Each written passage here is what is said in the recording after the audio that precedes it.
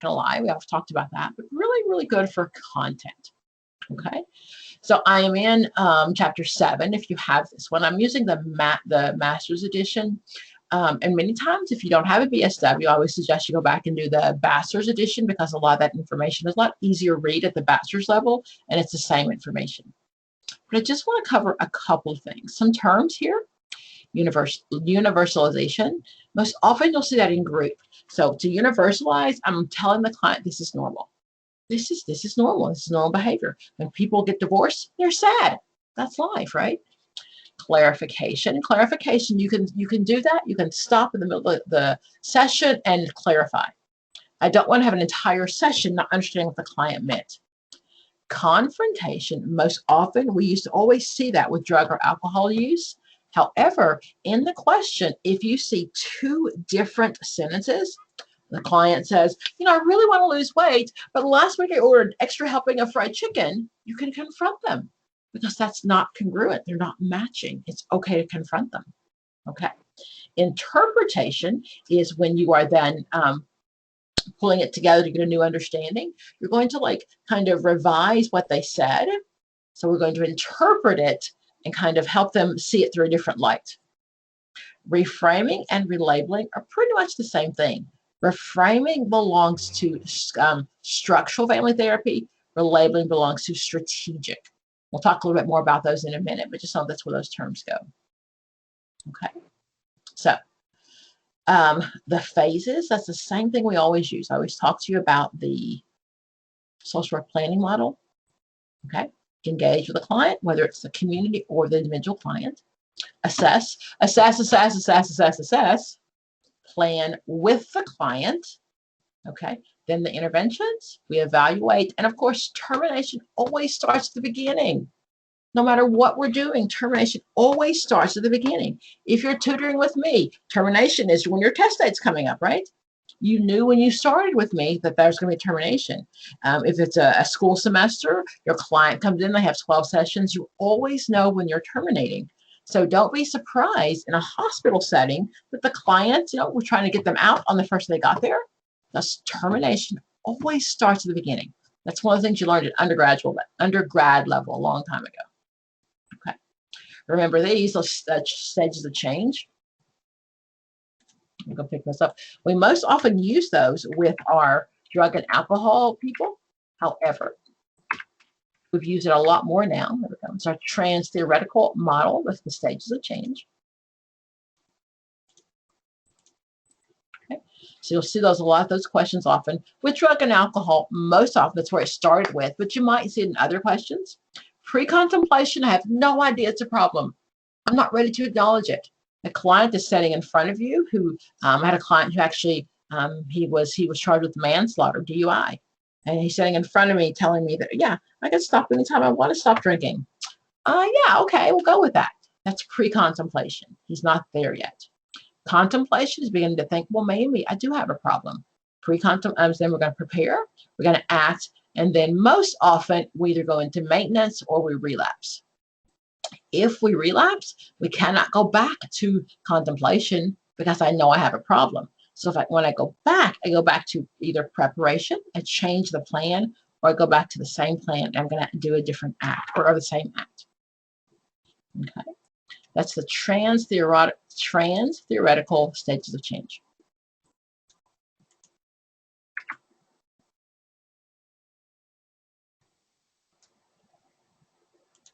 Remember, everything that I use will be in your chat box for 30 days.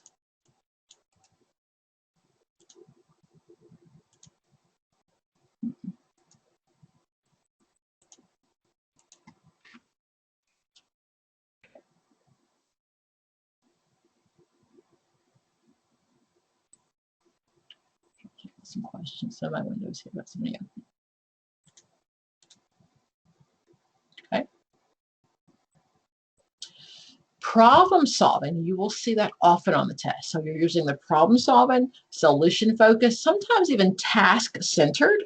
All of those things are short and sweet. Okay. So same steps. The problem solving approach is based on the belief that there's an inability to cope with the problem is due to some lack of motivation, capacity, or opportunity. So if I'm using the problem-solving method, and the question will say that, using the problem-solving method, I'm going to follow the steps, right? That is a whole problem-solving approach. That's what I always teach of how we answer the questions. That's what that's called, the problem-solving method. So you learn this in undergrad school. Grad school, you learned it for a reason. This is how we operate. We assess, we plan with the client. Of course, then we look at, we plan with the client, and then we're going to do what we need to do for our intervention, evaluate, and termination. And I said before, termination starts at the beginning. So if you see that plan method, that's all that means. That's all that means when it comes to problem-solving method. Okay, so in short-term interventions, short-term is going to be, so we used to use like the psychoanalytic model where we had like 1,000 million sessions. We could see clients forever. HMOs came in the early 90s, and that changed. So then we became very time limited of the amount of sessions we could have with a client. So don't think about this in your real world, right? Because in your real world, you might not be getting this many sessions you may be getting more sessions in the agency you work in. Okay, so but in the real world, or the test world at least, you get 12 sessions mainly. Okay, so motivational interviewing, you're trying to motivate the client. You'll see that on the test. Motivational interviewing is really helping the client understand what's going on. So between contemplation and pre-contemplation, you use MI, my motivational interviewing. Before, we used to yell at the clients, and especially drug and alcohol people, would yell at them, telling them how awful they were, and oh my gosh, they'll never succeed in life, blah, blah, blah. The MI approach is hopefully to allow them to look at their need to change and how they would change.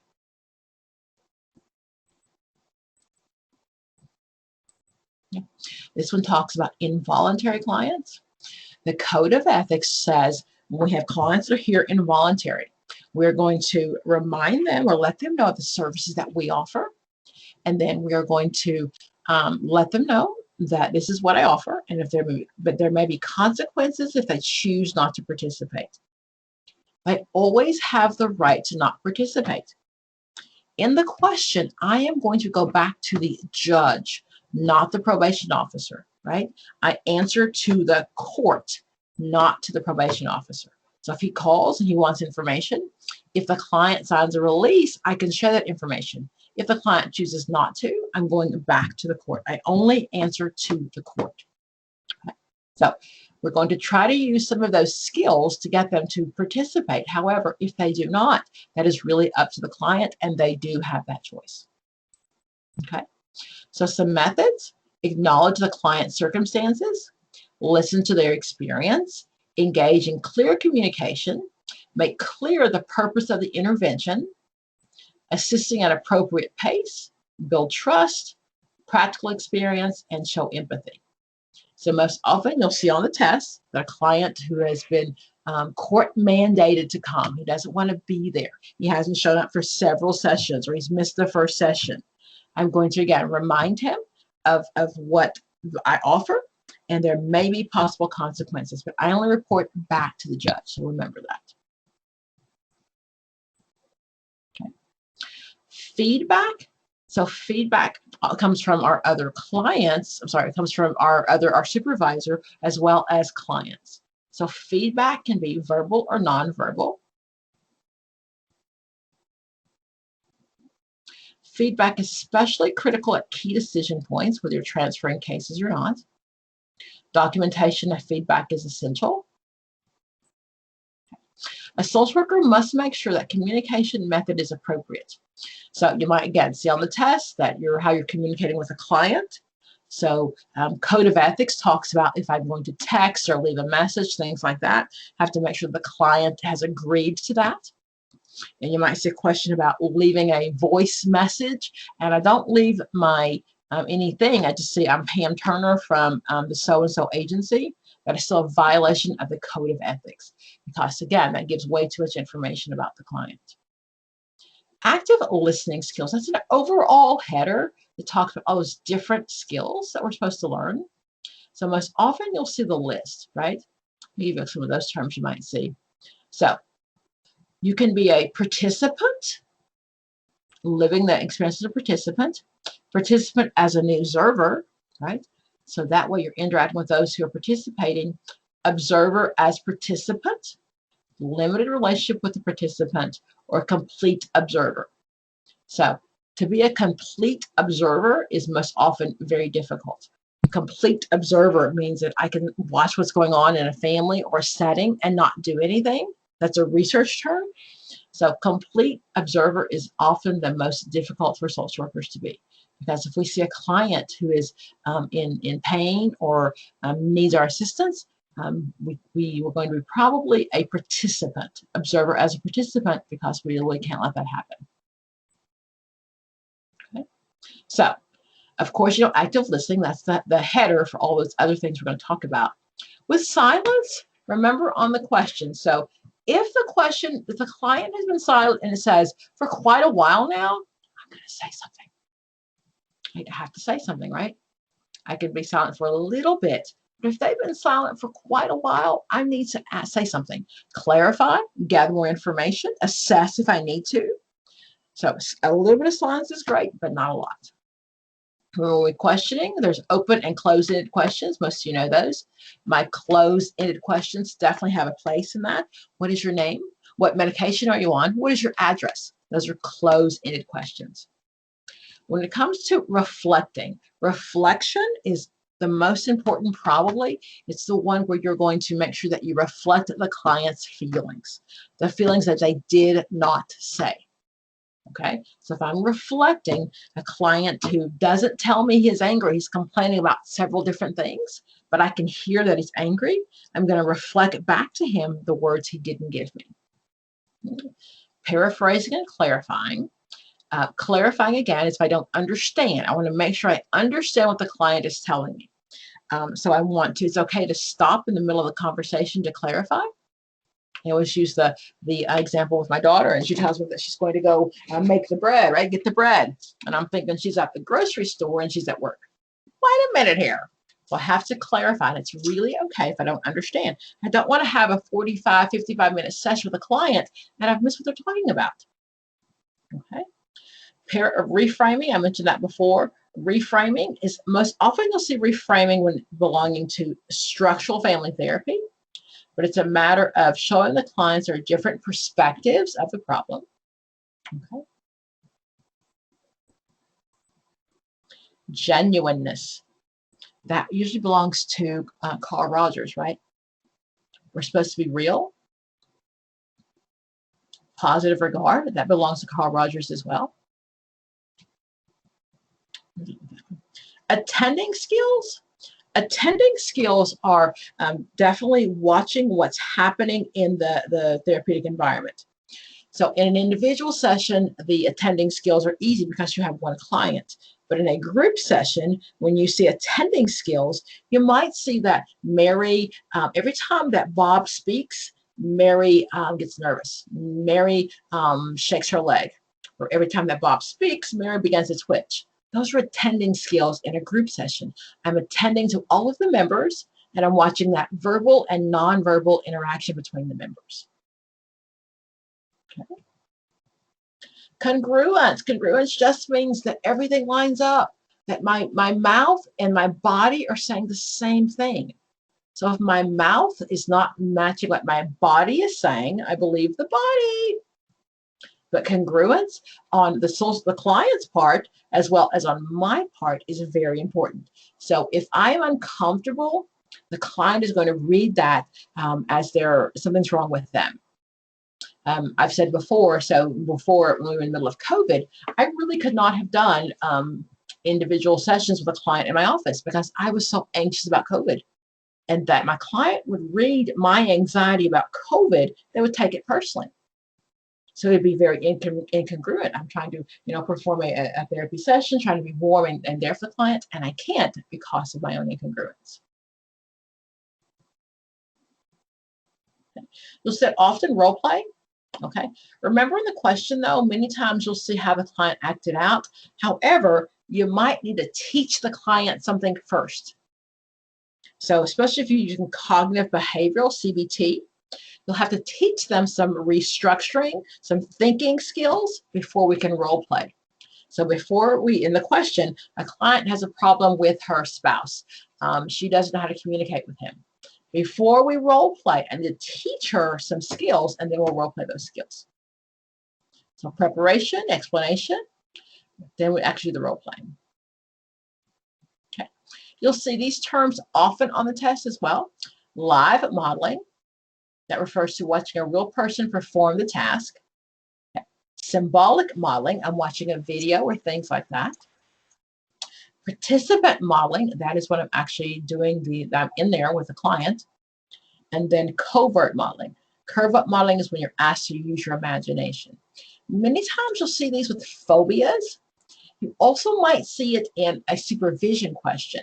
So if it's live modeling is happening, then the supervisor might actually be in the room with you, or they might be actually watching you through like one of those two-way mirrors. So that's live modeling. Okay, symbolic modeling is watching them through a videotape. So you might, again, those are questions that you might see in supervision, as well as how we treat phobias. So it talks about agoraphobia, they're afraid to leave their house, they're afraid to leave the grocery store. So those are the types of modeling that you would see on the test. Okay. Harm reduction. Harm reduction is we are not reaching for abstinence.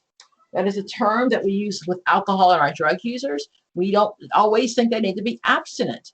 So if you're looking at AA or any of the other models, we teach you need to be clean. Harm reduction says if you're going to use safely. DUI is a harm reduction method. DUI says don't drink and drive. So if you have a client and little Mary Sue, and she's already on probation for drugs and alcohol use, and Mary Sue wants to go out with her friends to party, and you're her caseworker, using the harm reduction method, you would just make sure that Mary Sue has a ride home and her children are safe. Okay? So that's what you're looking for with harm reduction. The theory behind that is that people have used alcohol and drugs their entire life. We've had like 17,000 wars on drugs and none of them have worked. So why bother? That's not the case. The case is that we're going to work within the client, with the client's belief. And if the client does not seek to be abstinence, then we support their right to self-determination. It's their right, their choices. Okay. So get rid of your judgment when it comes to alcohol and drug use on that one. Okay. Self-care. Okay. Of course, those questions are on there. I take that back. They're not really on there yet. They're supposed to be on there coming shortly. So we're not going to. Okay. Conflict resolution. So if you have an issue with between the clients, so there are 4 steps: recognition of the conflict, the assessment, and the intervention appropriate, the selection of appropriate strategies, and then of course the intervention. Crisis intervention. Remember that one? That's the one that you're going to use that those 4 steps. I'm sorry, those 6 steps. Okay. So always the same. The goals of crisis intervention: relieve the impact of stress, return the client to the previous level of functioning, strengthen coping mechanisms, and develop adaptive coping strategies. Okay, so when it comes to that crisis, I am not looking for the childhood history, right? I don't care about what happened in childhood. What I care about is getting them back to their prior state. You'll see these often, whether it's the LM or the LC, the approaches of trauma-informed care. Okay. Your environment, right? Soothing clothing, overall quiet, neutral or pleasant aroma. The staff's behavior, understanding or the organizational understanding of trauma. Okay. Treatment considerations. Treatment goals reflect consumer preferences.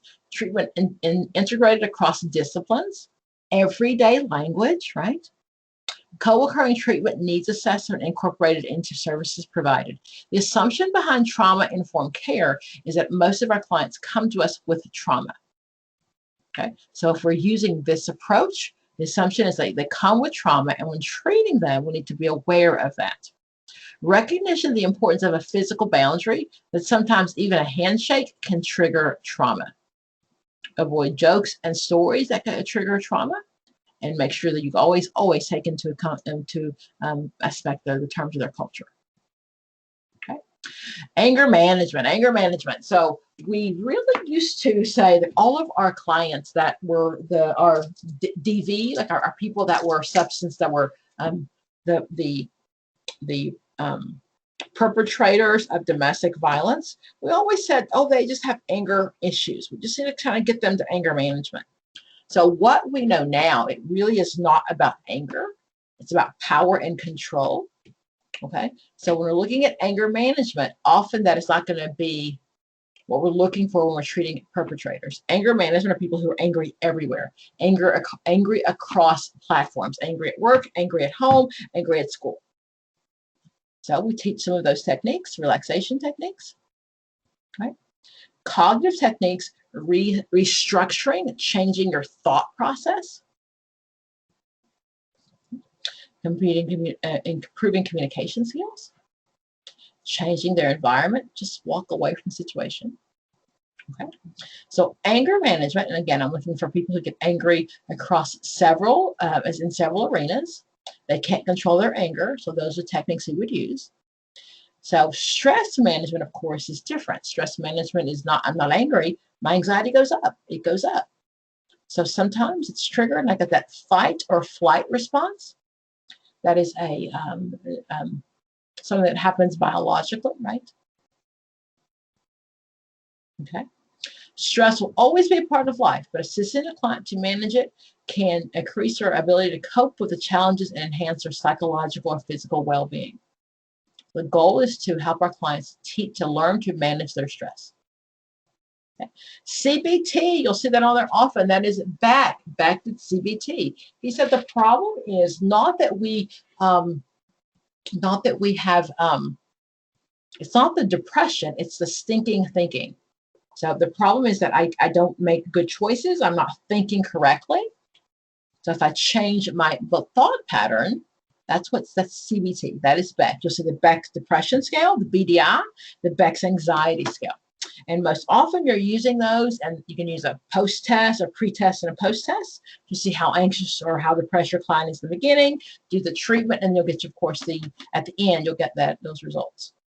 Okay. Cognitive restructuring is how it works. I'm changing your thinking patterns. Okay. So accepting their self-statements, identifying dysfunctional beliefs or thoughts. Thinking most often goes to CBT. Structuring the functional statements and rewarding them rewarding themselves for successful coping effects. Okay. So CBT is changing those thought patterns. Okay. You'll see this often in strengths-based. We see the strengths in our clients, right? And on a personal note, if you have a client that you're working with that you just really don't like, oh my gosh, you just really need to find the strengths. Like what's working well for them? What have they done well?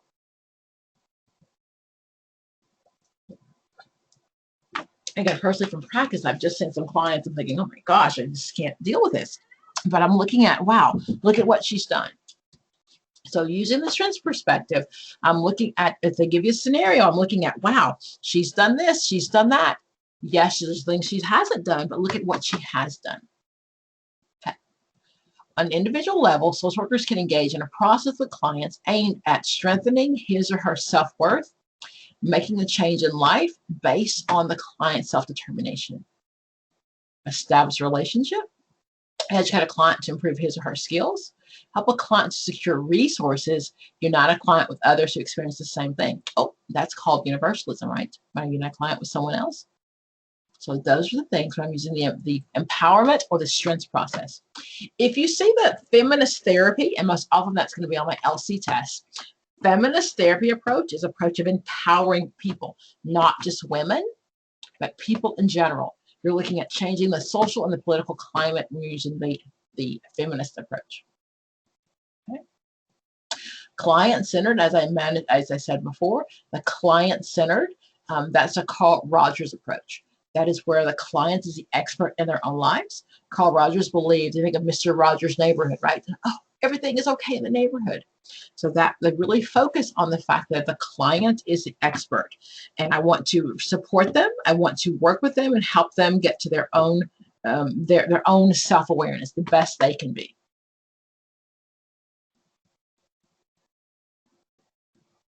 That term partializing, you'll see it often on the test.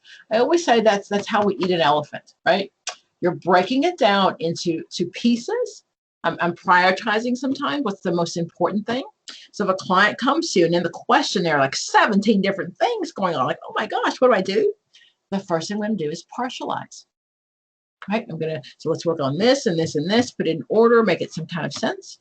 Remember, you're always going to plan with the client. So if they come in with a treatment goal that doesn't make a lot of sense to me, I'm still going to go back and really help them stay in their belief system. We're going to work together that planning part. Assertiveness training, we're teaching clients to be assertive, not aggressive, to really stand up for what they believe in. We do not want to use assertiveness training in DV situations. Okay, we don't want to do that. So if a client is in a domestic violence situation, teaching her to be assertive would get her killed. So be careful, we don't want to use it there. Assertiveness using those I statements. So I statements, remember, are, I feel this way. Okay, a statement of how to help the client express their feelings. I statements tell others how their actions make you feel. Okay, in contrast to you statements or when you're blaming the other. So when you come home from work and miss dinner, I am worried. That's an I statement. I'm talking about your behavior first and then how it makes me feel. Remember way back in undergrad level, remember those questions? You statements are, you are the worst husband ever. Okay, those are most often going to not get us anywhere. People become very defensive when you are, right? If you talk about me, I'm going to become defensive. My back's against the wall. Task-centered, I talked about that before. Task-centered is always going to be problem solving. Okay, so the focus of the here and now is task-centered, but when I say here and now, most often I'm going to look at my here and now most often is a Gestalt answer, right? So, but it is a task-centered as well. I'm changing the problem, changing the task based on the here and the now. Psychoeducational, I'm teaching something, acknowledge, supporting, and normalizing their behavior. That word counterindicated, you might see that often. Counterindicated means it's not recommended. Okay, so Ritalin is counterindicated for depression. That means it's not going to work for depression. Okay. Open versus closed groups.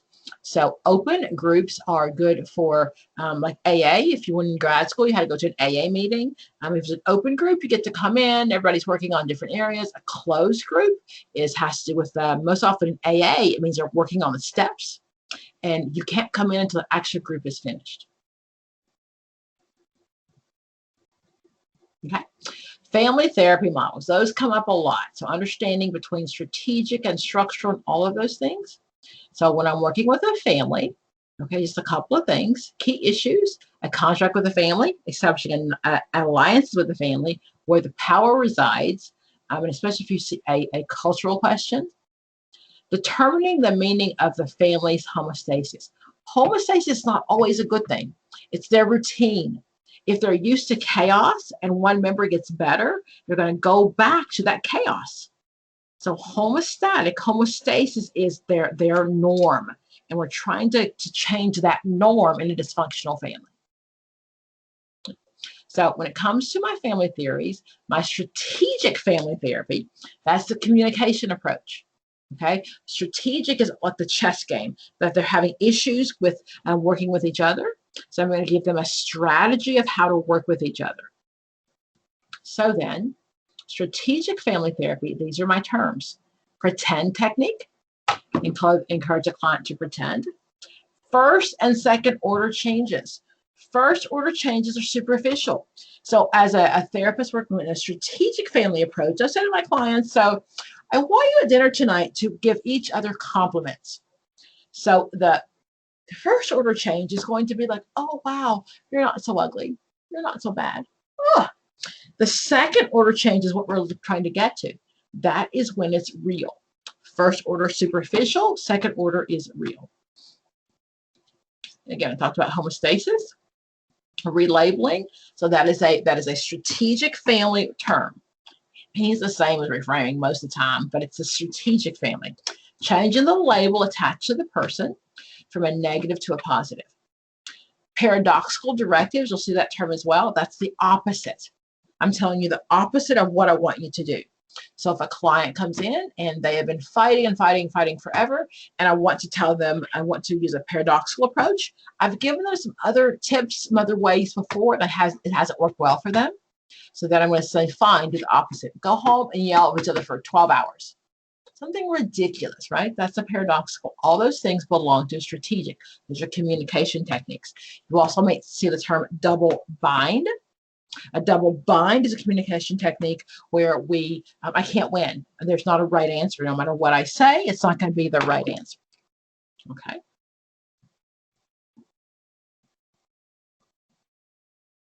Now, structural family therapy is a little bit different. That's talking about boundaries, enmeshment, hierarchies. Those are the terms that I'm looking for. Okay. So the boundaries are enmeshed. They are enmeshed or diffused, either too tight or too far apart. Okay. So those are the terms. And I'm trying to look at changing those boundaries and setting up a hierarchy. If a 6-year-old Bobby is having trouble in school based on a structural family method, the theory is that there's not enough structure at home. That's the problem. Okay. You'll always see Bowen in. Bowen is my genogram, right? He's my genogram guy. So these terms, differentiation, the goal is to make sure that I don't continue to follow or repeat the same family stuff, right? I differentiate myself from the other members of the family. Emotional fusion is not healthy. We all like, oh, that's gross, right? We're all the same feelings. So there's no room for emotional autonomy. We don't like that. We want to be able to then do that emotional cutoff. That's not necessarily a physical cutoff, but it's an emotional cutoff where I'm not going to be as engaged, or my feelings aren't not the same as my family's. And again, that multi-generational process, that belongs to him. That's why that genogram. Family projection process, you might see that as well. The family projection process is when I say to my kids, I didn't go to college and I turned out fine. Why do you need college? You're good. Don't worry about it. So I'm projecting my own stuff. That's a defense mechanism, right? Onto my family. Sibling position, that most often belongs to Adler. Adler talks about birth order, birth constellation, what order your birth is in. Okay, he said, were you always striving to feel superior because we feel inferior because of our birth order? Okay, you might see these terms as well when it comes to couples. Let me go back to this one. Anytime you see insight, that's a Freudian term. That means you're looking into what's causing the behavior. Insight always means Freudian term. The Gottman Method, I haven't seen this one on this test, but the Gottman Method is the 4 horsemen. What up for you just in case that's on the test.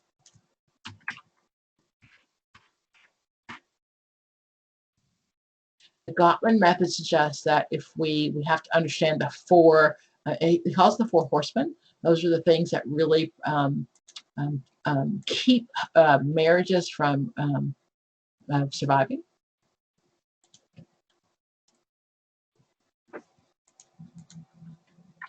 Haven't seen it on the test. I've seen it in study material, but no one has shared with me that's been on the test.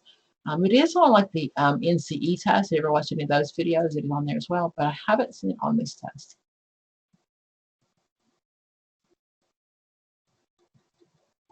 Remember permanency planning? Our goal is that biological children belong with biological parents. That is what we believe as social workers. We are definitely not trying to snatch anyone's children. However, the goal is that if mom and dad can't get it together in enough time, that those children are freed up, parental rights are terminated, so they can be placed with a permanent. We don't want kids lingering in foster care forever. That is not what we want. Permanency planning is an approach to child welfare based on the belief that children need permanence to survive. Okay, so that's the goal. The first goal is to get children back into their original homes. We want biological children to be in their biological families. However, if that does not work, then we really want to terminate as quickly as we can, especially with my babies. Okay. Mindfulness most often belongs to DBT, right? That DBT is mindfulness. That is learning to live in the moment without judgment. Okay? It is what it is, and I'm going to enjoy what it is. So DBT is by Marsha Linehan, okay? And she's the one that this is made for to treat my borderline personality disorders, right? However, we've used mindfulness prior to that, but most often when you see mindfulness, it really is based on her theory. Okay? So mindfulness is being aware of the present moment without judgment. Emotional regulation, learning to regulate my emotions. Again, so my borderlines, right? Love you, love you, love you, hate you, hate you, hate you. These are the things that we work on. The stress tolerance, being able to stand when I'm not feeling comfortable and not run away. And then interpersonal effectiveness, remember INTER is between you and someone else. Intercourse requires two people. INTRA, intrapersonal is just about just with me. Intrapersonal most often is going to be one of those Freudian techniques. I'm just working with me. A lot of these things are in case management are on there. A lot of those things. Understanding the difference between case management and social work. Okay. In case management, I'm going to make sure that I follow the pattern. And I know that it feels, it may make sense to you, but in prior days, we didn't always follow up. We gave clients resources, but didn't always follow up. So the 5 case management steps: you assess, you plan, you link, you monitor, and you advocate.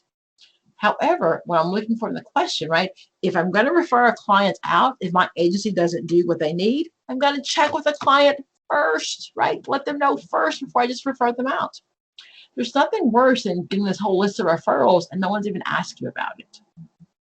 And follow up, of course, you'll see it on the test, making sure that you follow up once you've referred the client out.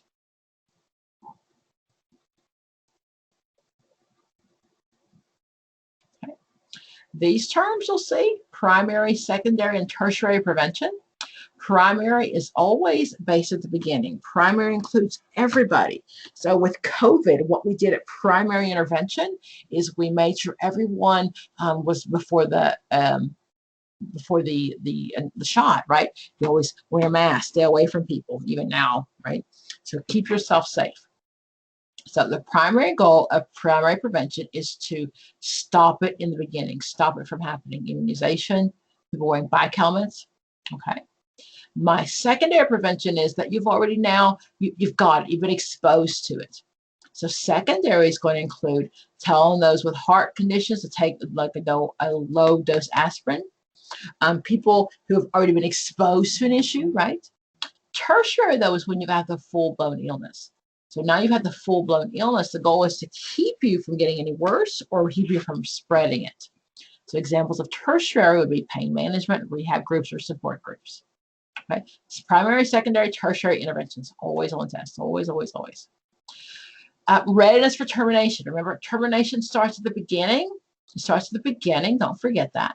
But in termination, a social worker and a client, A, evaluate the degree that the goals have been attained, acknowledge and address issues relating to the end of the relationship, and C, plan the steps, the next steps.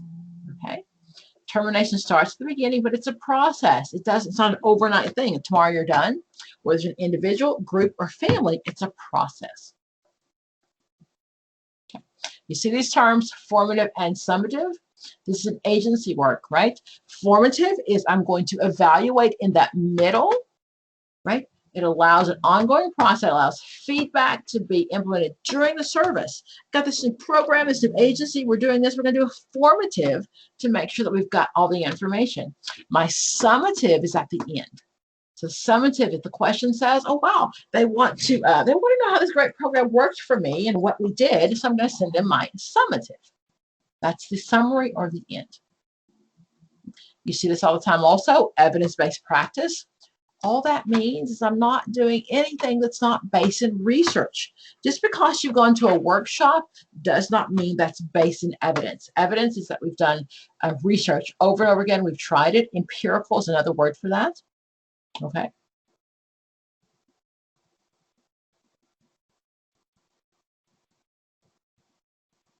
Consultation, remember those terms? So consultation most often is expensive.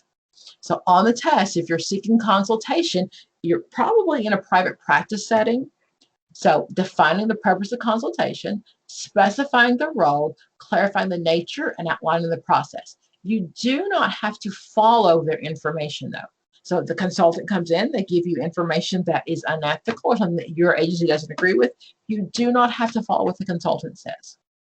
That's a code of ethics one that talks about consulting. Inter, I-N-T-E-R, means more than one discipline. I-N-T-R-A is the same discipline. I-N-T-E-R, intercourse, is more than one person, right? I-N-T-R-A is just me. So interdiscipline is a group of other disciplines. I-N-T-R-A, they're just a group of social workers. We're all the same discipline.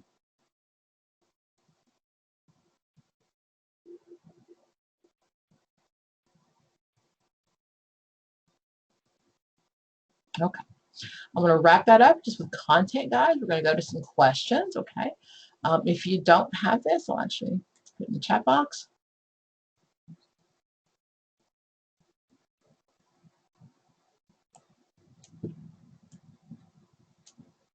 Okay.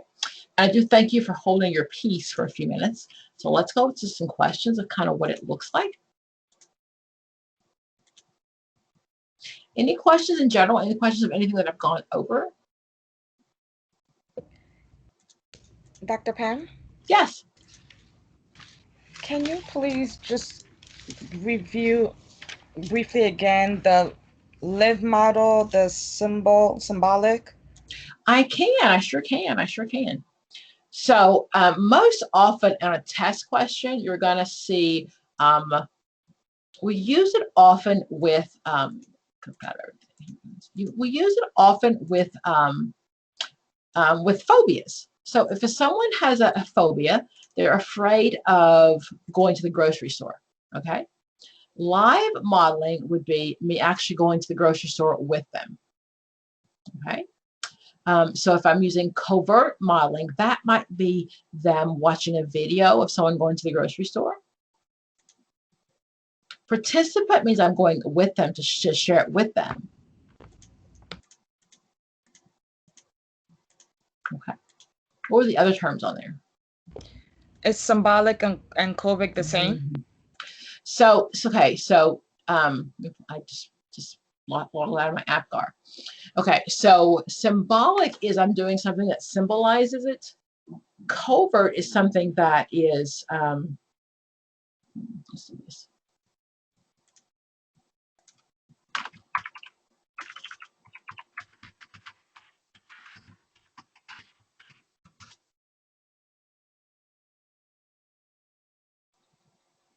I always use Google big time, guys. But if you don't know what you're looking for, be very careful. So if you get something that says, oh, wait a minute, I don't know what that is, so be sure that you're not using the wrong information.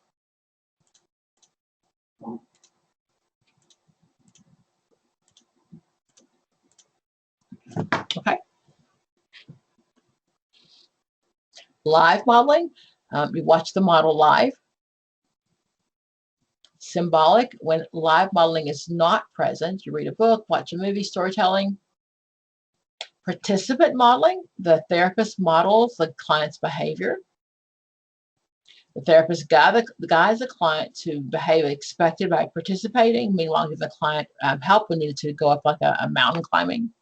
Or covert model, so that is when you are visualizing.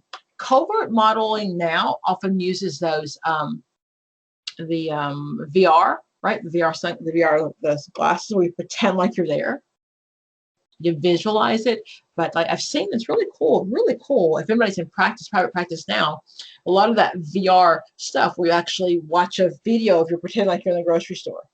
And you're looking around and you can see it's the grocery store, but you're not really there. It's just imaginary because it's the VR glasses. Did that clarify? Make it worse? Yes, it did. Thank you. Okay. I'll put this in there as well. This is a really cool one.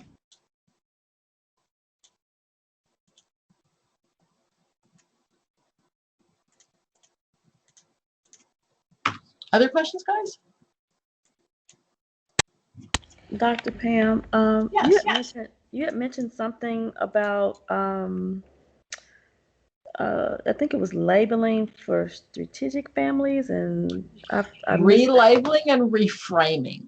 Okay, so they're really pretty much the same thing. They're not a lot different. Reframing is a structural family approach because we look at the family as a structure. I always think about my house is structural family model. So if I want to see the world differently, I'd kind of cut out my front window, right? Put a big old bay window. I'm reframing how I see the world. Relabeling is changing the labels of how we see the world, because relabeling belongs to strategic, which is then going to be changing how we communicate, changing how we talk to each other. Okay, thank you. Mm-hmm.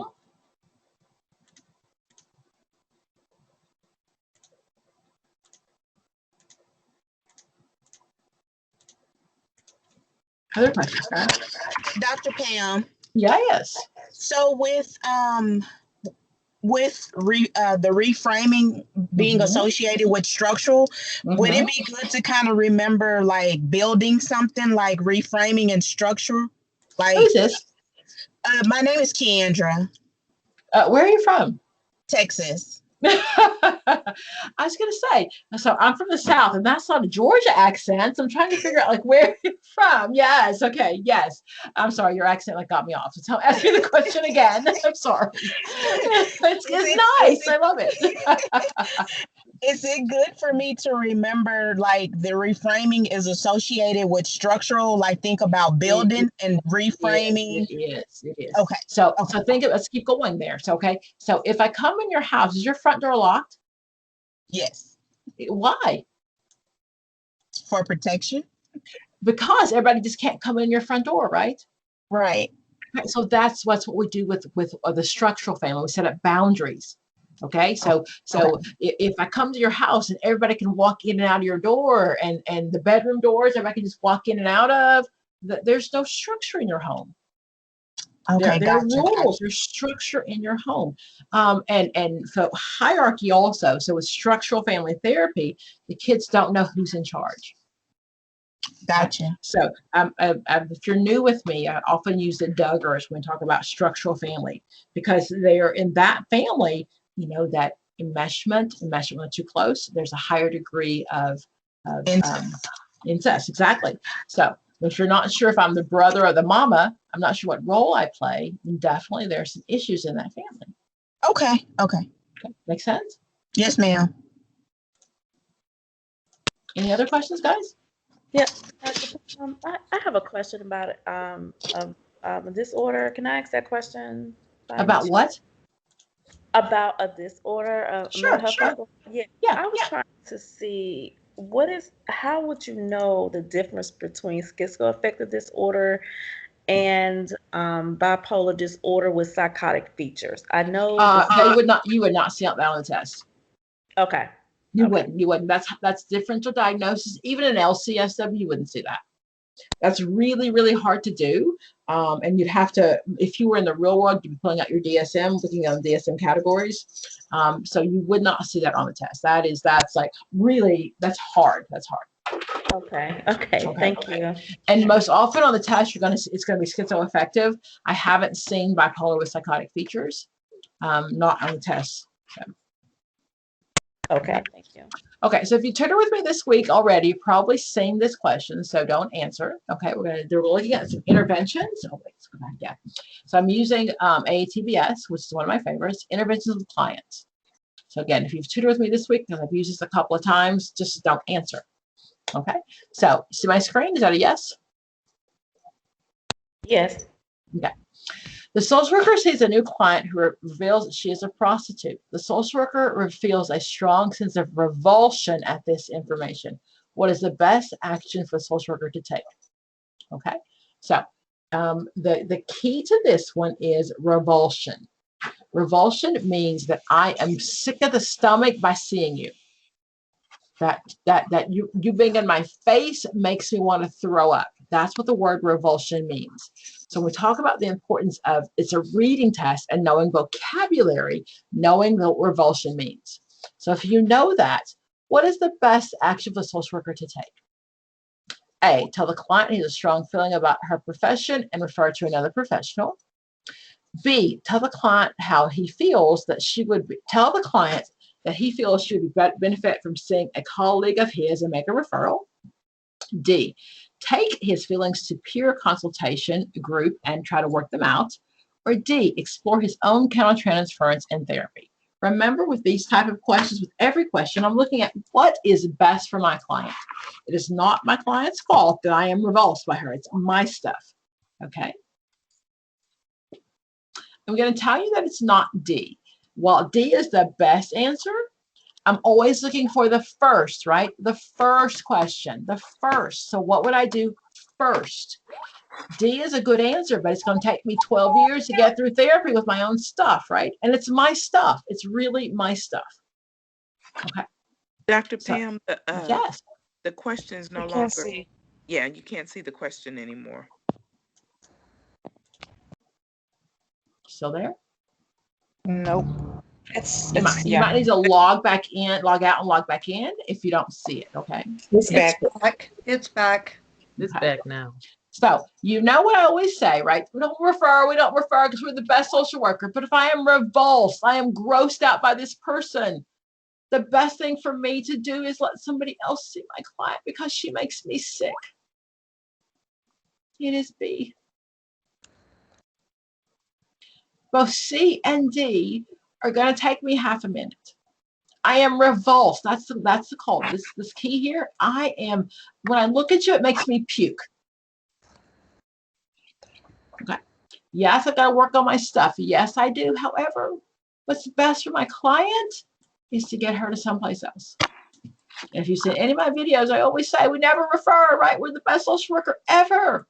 However, my client always comes first. And if I am revulsed by them, if I want to puke every time I see them, I need to go see somebody else.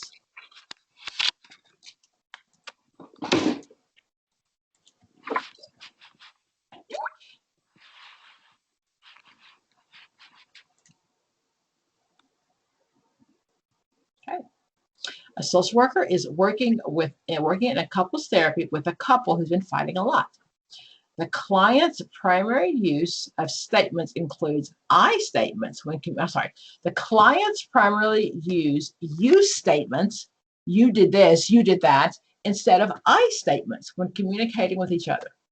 What is the primary purpose of using the empty chair technique with this couple? Empty chair technique belongs to Gestalt, right? That's my Gestalt. The here and now, the getting rid of empty business, all of those things, that is a Gestalt question. So what do I do? And again, they're always first. Whether it says first or not, it's always going to be a first question. Okay. I know it can't be A because enmeshment and clarify boundaries does not belong to strategic, which is something like communication, or it doesn't belong to, that's a structural family approach, right? So there's nothing in the question that says structural.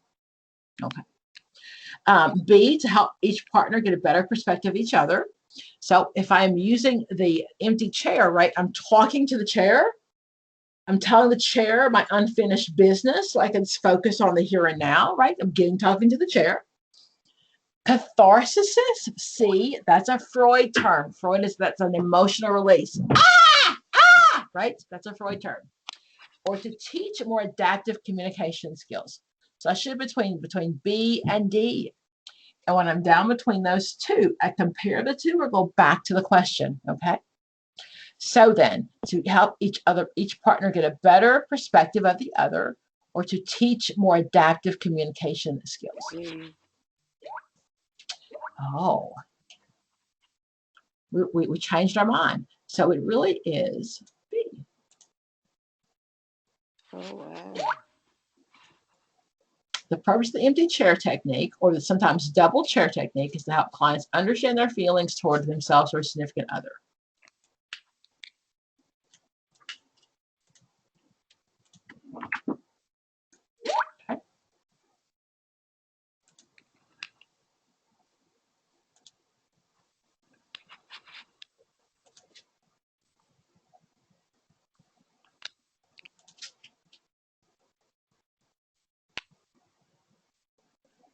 Wait one second. I'm going to go back and just do just a different test. If you've had me this week, we've used this test a couple times. So I'm going to go back and pick up a different one.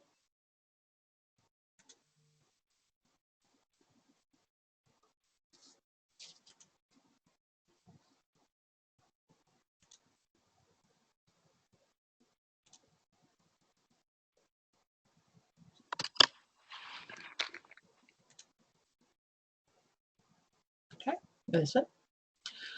Although the targets for treatment depend on the particular child's symptoms, there are certain goals that are common to psychological or treatment of most children who have been physically or sexually abused or neglected. Which of the following is not one of those goals? I think we all hate those not questions. If I'm looking for 3 of these things, that is one of the goals that we would use with children who have been physically or sexually or neglected. Physically or sexually abused or neglected. 3 of these things are goals, 1 is not. D.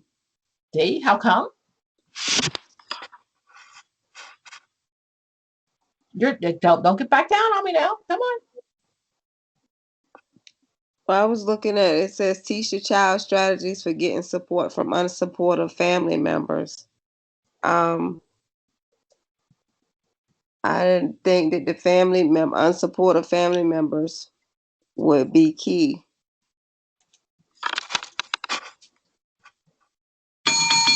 Dang, dang, dang. There you go. There you go. Very good. Very good. So those not questions are tough, right? We're looking at 3 of these things. I would educate them about how to protect themselves. I would help them talk about it without embarrassment. They didn't do anything. And I do want to help them develop healthy attachments, right? So, however, the family members may never admit to what happened. So they really may be, especially if we've looked at terminating rights, that might not even be close to an issue. Good job. Good job.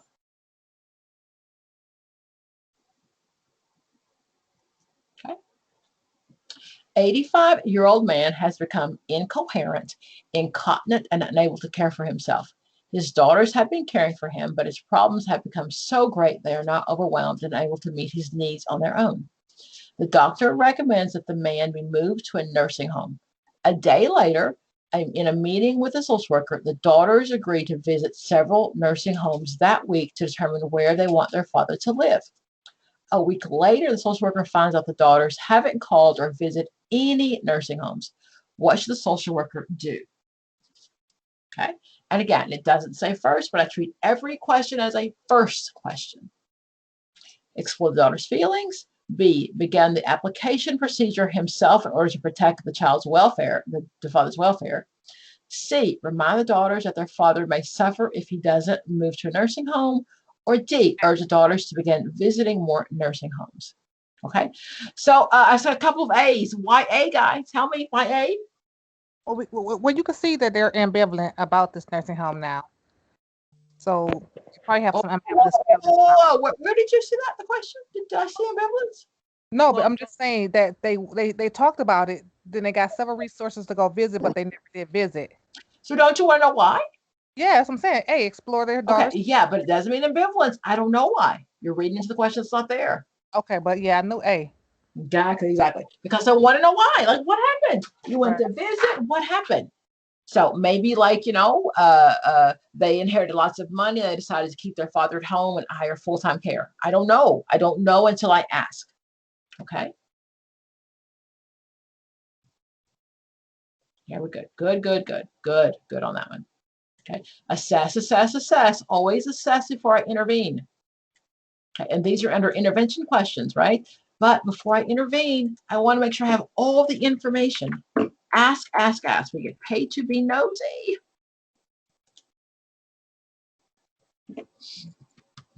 An adult client would most likely to give which of the following reasons for leaving group therapy prematurely? An adult client.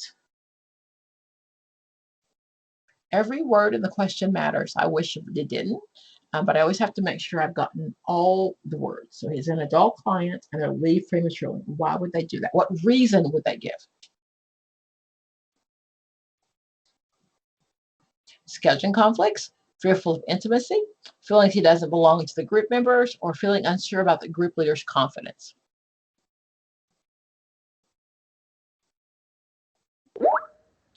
The question is not is the real reason, but what would he say? What would he say to you?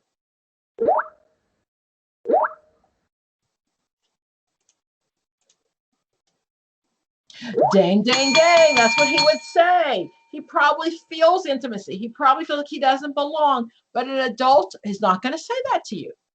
The question is, what reason would he give? He's an adult. What reason would he give? That's why we have to, it's a reading test. It is not a thinking test. It's a reading test. Okay? It's a reading test.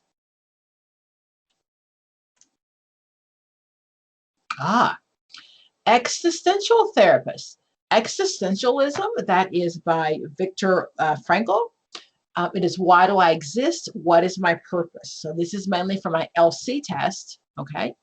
Existentialism. So an existential therapist emphasizes which of the following?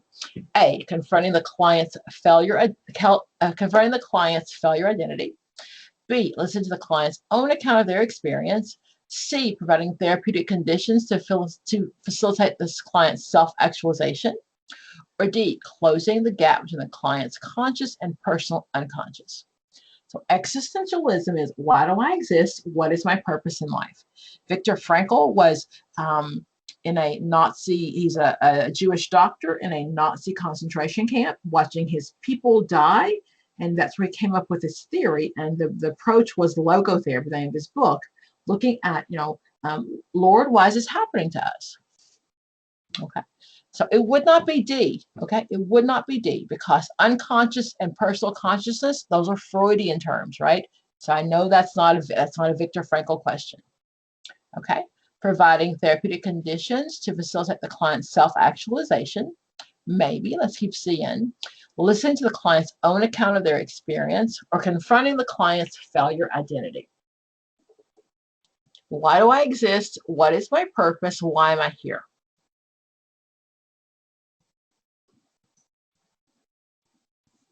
I see mostly B's, but I see a C.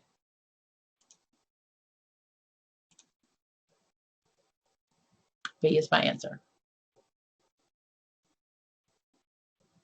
Okay. S, existential therapy is to help the client overcome their own feelings, meaningless, all that stuff. The existential therapist simply puts aside his own technical expertise and focuses on the client's account of the experience. That word, phenomenological, if you graduated before like 20, gosh, I'm trying to think. It probably didn't become part of our vocabulary into the early 2000s. So if you're an old graduate, you might not know the word phenomenological. Or if you had a professor that didn't teach phenomenological. That phenomenological view just talks about my view, my phenomenon, how I see the world. That's what that means, phenomenological view. And you'll see it on the test. It's terms you just need to know. Here we go. Diana is a 34-year-old client who has been diagnosed with having borderline personality disorder. She's a great deal of trouble regulating her emotions and is consistently in turmoil in her own personal relationships. She's borderline. We're not surprised. The social worker is recommending that she enroll in a clinic that specializes in DBT, dialectic behavior therapy, for help in learning to manage her out-of-control emotions and interpersonal difficulties. In dialectic DBT, the core skills of mindfulness are to be able to what? Mindfulness. What is that in DBT? A, observe and become aware of thoughts, feelings, behaviors, and behavioral urges. B, observe without judgment, describing by separating the experience from reality, and to participate by being fully present in the moment, non-judgmentally. B, being able to inform the wise mind, the logical, and the emotional mind. Or D, interpersonal tolerance, emotional regulation, and distress tolerance. I see some A's. Danielle, that's a Z. Did I miss that one? I'm not sure which one would be Z. I pushed the wrong letter. Okay. Okay, so if you were with me like 10 minutes ago, I talked about without judgment. DBT means being able to enjoy the moment without judgment. Okay, that is the key for mindfulness. I love mindfulness. You're going to it is what it is. I love being in the moment. Yes, maybe I'm late for work, and yes, maybe I didn't get what I was supposed to get done, but in this moment right now, I love me. I love me. In this moment, I'm mindful of what's happening around me. Participating, observe without judgment, describe by separating the experiments from reality, and participate fully in the moment, okay? So I always suggest when you take your test, and if you've heard any of my videos before, I'm a huge fan of mindfulness. When I took my test 1.5 million years ago, like right after Linda, I remember just being in the room and reminding myself that I was in this room. I was in the room, pass or fail. I was in the room. And for a lot of us, being in the room wasn't even something that I was even sure of. So I'm a huge fan of just enjoying that moment of mindfulness.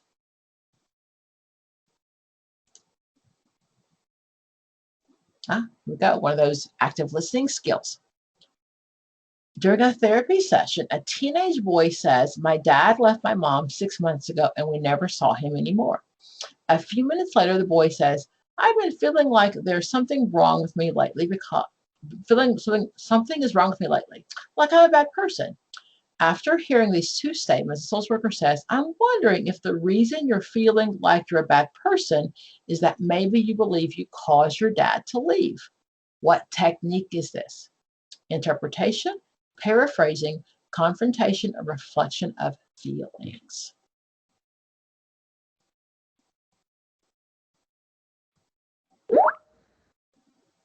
So I can rule out C. I don't see anything in there that has two statements that don't match. So I'm going to rule out C.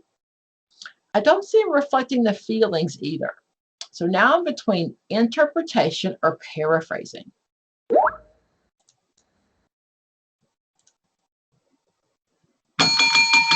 Exactly. I'm interpreting. I put a whole lot of stuff in that he didn't tell me, right? Okay. So I interpret his behavior for him. If I'm wrong, the client will tell me, right? If I'm wrong, he'll say, "No, that's not what I meant." That's those active listening skills. Good job. I always say paraphrasing is changing every other word, like how you went to grad school. Oh yeah, every fifth word, let me change that. Oh, community question. Every year, an agency starts with its budget process from scratch and must justify every financial request it makes. What type of budget is being used? Each year, an agency starts with its budget process from scratch, hint, hint, from scratch, and must justify every financial request it makes. What type of budget is this? If I'm starting from scratch, I have nothing, right? Nothing from nothing leaves nothing. You got to have something if you want to be with me. Okay, old song. I know. Exactly. Know these terms. Line item means I need to stay in the line. So if this money is meant for personnel, like in my program, we weren't able to hire anybody this year. I can't spend that money anyplace else because it stays in that line. Okay. Good job, guys. Good job on this one. Good job.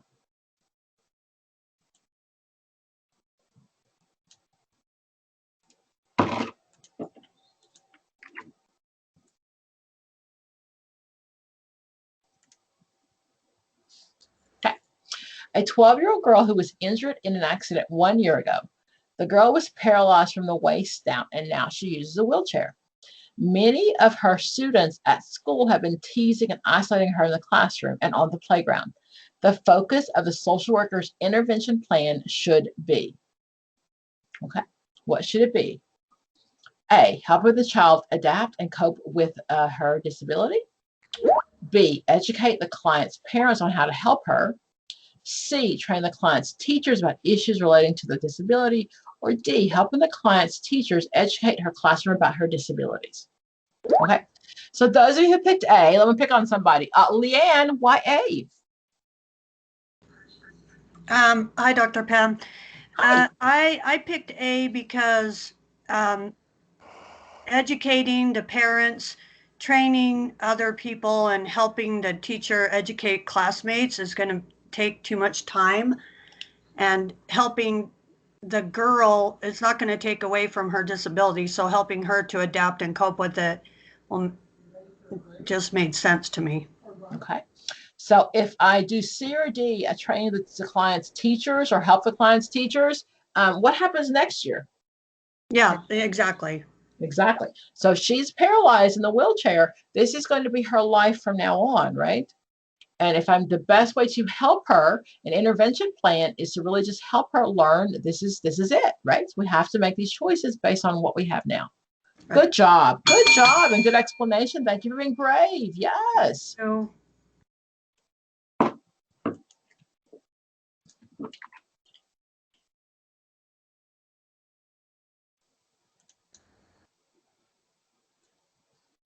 a client is a 22-year-old man who has sought help because he is distressed over a decision he needs to make. The client, who is Catholic and whose faith is important to him, believes that premarital sex is wrong, but his fiancée has been pressuring him to have sex with her. He has explained his beliefs to her, but she disagrees with him and has been trying hard to change his mind. The client now says he's completely confused and afraid that he might be wrong. In addressing the presenting problem in this case, what should the social worker do first? So when I see this question, I have to go back and see, what is my presenting problem, right? Okay, so he comes in, he explains that his beliefs, he has explained his beliefs to her. She disagrees with him, and he's having a hard time and trying to change his mind. The client is completely confused and afraid that he might be wrong. That's the presenting problem.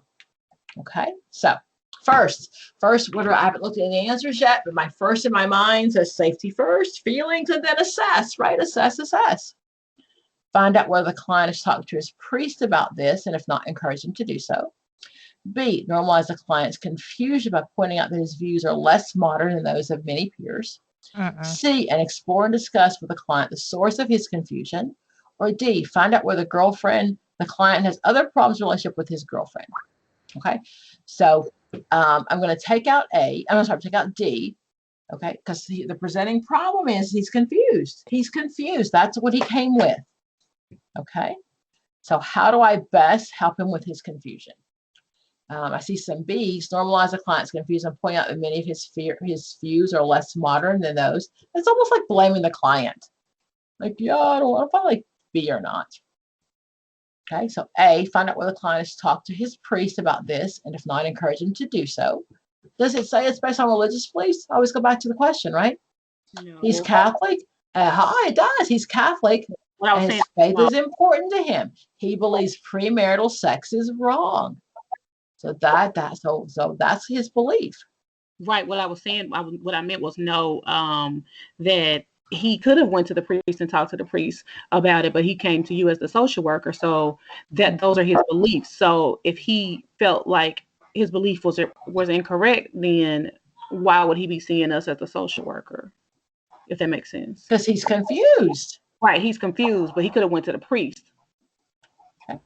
But he didn't. So does that mean I shouldn't send him out? Why? I shouldn't send him back? Is that what you're saying? No, I mean, it's either between A and C. So those are my choices. I said C.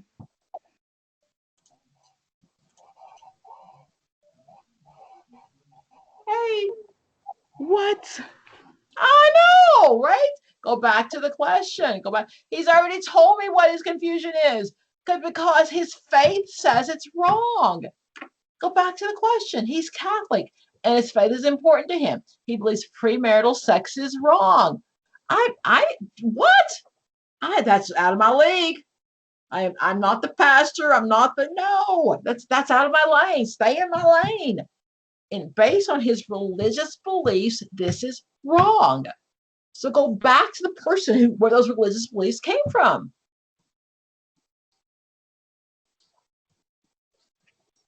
Explore and discuss the source of his confusion. He's told you. But what's the presenting problem? His faith, that he's Catholic, and No, the presenting problem is that he explained his beliefs to her, but she disagrees with him, and she's trying hard to change his mind. The client is now completely confused and afraid that he might be wrong. Maybe his beliefs are wrong. Okay. So his beliefs are based in Catholicism. And while maybe you are a good Catholic as a social worker, I am not a good Catholic. That's out of my lane. I'm going to send him back to the person who's an expert in Catholicism, which would be his priest. Okay, that makes sense. Well, I'm glad. So stay in the question. Stay in the question. It's a reading test. When I'm down to B or A or C, right, I'm going back to the question. It's not a guessing test. It's a reading test. I'm going back to the question. I said, so wow, talk to his priest or anything, a question about his priest, right? So I went back to the question. He's Catholic. His faith is important to him. I'm not a member of the Archdiocese. I'm not even Catholic. I don't know. Rereading it. That's the answer. Guys, I'm going to let you go. Okay. So I'll put these questions in the chat box. When a lot of our interventions today, again, if I can always remind you, always assess. That's what we do. That's what we get paid to do. We get paid to be nosy, right? This last question, stay in my lane. I'm not the doctor. I'm not the pharmacist. I'm not the nurse. I'm going to send you to somebody who's expert in the area, because that is not my cup of tea. And maybe when you went to grad school, you had a class on pharmacology, but I didn't, right? So I'll remind you that I will not be having group next week. I know I always have group, but my kid needs me. That's what I do as a mom. I'm a single mom. So I am having if you're normally a Sunday person, so those will all be canceled for next week. You can email Prudence to see if you can get in if you're testing soon. If not, just wait till I'm back the following week. And again, if you want to join my substance abuse class, I think it's kind of cool. It's only $100, but you can join for your price of an individual session if you're missing me this week. Also, I am going on vacation as of right now. My vacation days are July 16th to the 29th. I was going to go to Europe, and they changed that. Now I have to go to Greece. I know. So currently, because it is a different time zone, I'm not really sure what it'll look like when I'm in Greece. So let me pull up my dates again to be sure I'll put those in the chat box. Europe is not open to Americans yet. So I got a thing saying, and I have to travel on, I still have a full-time job. I still teach. So I have to travel on my schedule of when we're going to be in classes. Let me share my screen. I will be in Greece. I'm going to the Greek islands. Yes. Never been to Greece. Anybody have ever been? Like, let me know. I'm so cute. It's so exciting. But I think my dates, we gone the 18th through the, I think 29th, 30th. Yeah. Oh, first, right. I'll be gone. So I'll be gone until I probably won't be able to teach again until August 1st. You can come as long as you pay your own way. Feel free. I'm doing a solo tours. I don't have a spouse. I love to travel. I don't have a significant other. So I'm going with lots of strange people. So feel free to join me. So I'm leaving the 18th. I won't be back till August 1st. I probably won't do any groups. If you are testing that way, be sure Prudence knows, and I'll get you in on my schedule. However, again, because of the time frame difference, I really won't know what it looks like till I get there. But there are some free days. So yeah, I'm a lot excited. Oh yeah. Please notice that I'm going to the wine tasting event, cruise and dinner. So Greece is one of the few countries that's open to Americans right now. A lot of people, just because Americans, we're still with that not mask thing. But that's one of the ones that's open. I love Greek food too. Oh my gosh. So do you know how Jacqueline Onassis Kennedy, went to Greece and she fell in love with her man and lived happily ever after? So I'm looking for a rich baron. So not a huge fan of living in Greece. I've always said I want to live in the Caribbean, but if he's rich enough, I might be able to work that out.